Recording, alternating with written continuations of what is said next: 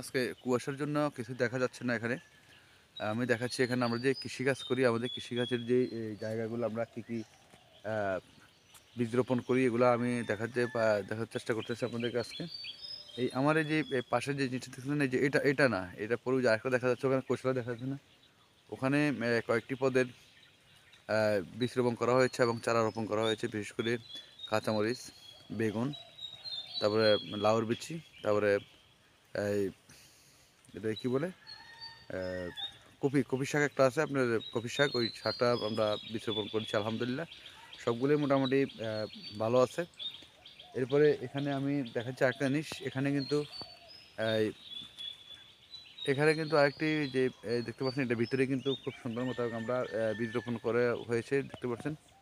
আমার আশপাশে তো কুয়াশা আর কুয়াশা। এখন সকাল কয়টা বাজে দেখি তো? এখন বাজে প্রায় কেন দিই ৭টা ১৯। ৭টা ১৯ বাজে কিন্তু কুয়াশার কারণে কিছু দেখা যাচ্ছে না। আমরা দেখেন সর্বোচ্চ অল্প কিছু দেখা যায়, তারপর আবার অন্ধকার হয়ে যাচ্ছে। প্রচুর পরিমাণ কুয়াশা পড়ে আজকে আমরা দেখাচ্ছি আপনাদেরকে মূলত। আর এদিকে কিন্তু আরেকটা জিনিস দেখাচ্ছি যে আপনি যদি অন্তত কিছু গৃহস্থিগুলো করেন, বিশেষ করে শাকসবজিগুলো তৈরি করেন, অথবা আপনার ঘরে আর কিনা লাগলে না, কিছু করা লাগবে না, এখান থেকে নিয়ে সারতে পারবেন। আর টুকিটাকি যেটা লাগে অতিরিক্ত ওগুলো হয়তো কেনাকাটা করতে পারবেন। বিশেষ করে এখানে এই যে টমেটোর চারা দেখতে পাচ্ছেন আপনারা, টমেটোর চারাগুলো আমরা লাগানো হয়েছে, আমি দেখতে পাচ্ছি এখানে দেখাচ্ছি। ঠিক আছে, এরপর আসলে মূলত যে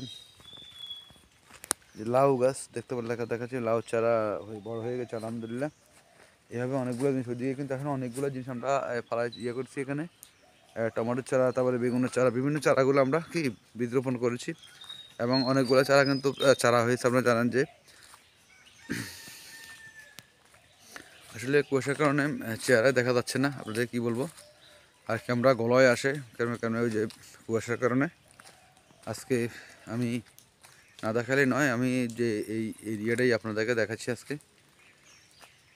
আজকে ভিডিও অবশ্য করার খেয়াল ছিল না, কিন্তু এত পরিমাণ কুয়াশা করে অন্তত আমার যারা বিদেশি ভাইয়েরা যারা আছে তাদেরকে আমি কুয়াশার মতো দেখাই। আমাদের এই লক্ষ্মীপুর, বৃহত্তর লক্ষ্মীপুরে আমরা নারিকেল সুপারি দিয়ে কিন্তু শ্রেষ্ঠ, আপনারা জানেন আলহামদুলিল্লাহ। আল্লাহ পাক রব্বুল আলামিন আমাদেরকে নিজ হাতে দান করেছেন নারিকেল এবং সুপারি।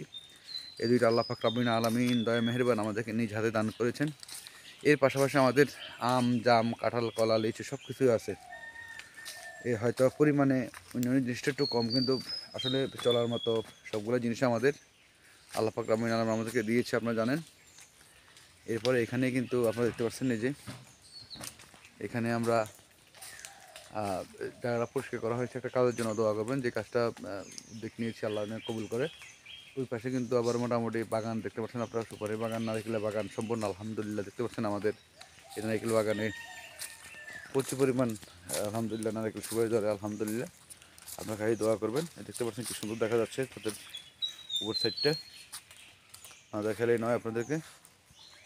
ড্রোনের ভিডিওর মতো আমি ভিডিওটা করে দেখাচ্ছি আপনাদের কাছকে। আপনারা দেখতে পাচ্ছেন মনে হইতেছে ড্রোন দিয়ে আমরা ভিডিও করতেছি। আসলে কুয়াশার কারণে দেখতে পাচ্ছেন নারিকেল সুপারি গাছে কিন্তু সুপারির যেই আসছে, আপনারা দেখতে পাচ্ছেন যে ছোটো ছোটো যে ফলগুলো এসে পড়েছে আলহামদুলিল্লাহ। নারকেল গাছেও ইনশাল্লাহ ফল আছে।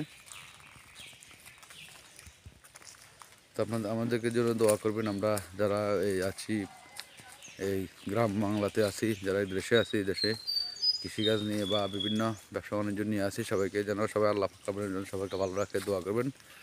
আসসালামু আলাইকুম রহমতুল্লাহ।